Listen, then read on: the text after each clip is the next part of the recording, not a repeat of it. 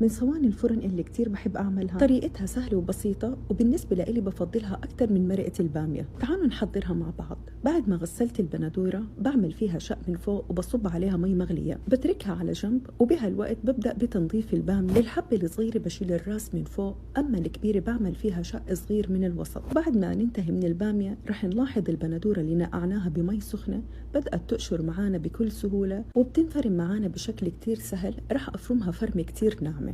وهلأ رح أبدأ بتطبيق الصينية. بنحط البامية وبصل مفروم ناعم وتوم والبندورة وكتير من زيت الزيتون والملح، فلفل أسود وكزبرة ناشفة وشوية كمون.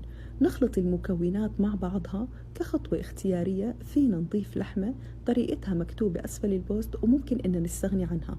رح أحط عليها شوي من مرقة اللحمة وبغطيها بقصدير وبدخلها الفرن. بعد مرور نص ساعة رح أطلعها من الفرن وأكشف القصدير وأرجع أدخلها الفرن لغاية ما تكمل استوائها. تقريبا رح تاخد منا مدة الساعة. وبهيك صينيتنا صارت جاهزة. قدمت جنب منها زيتون ومخلل، وبالعافية.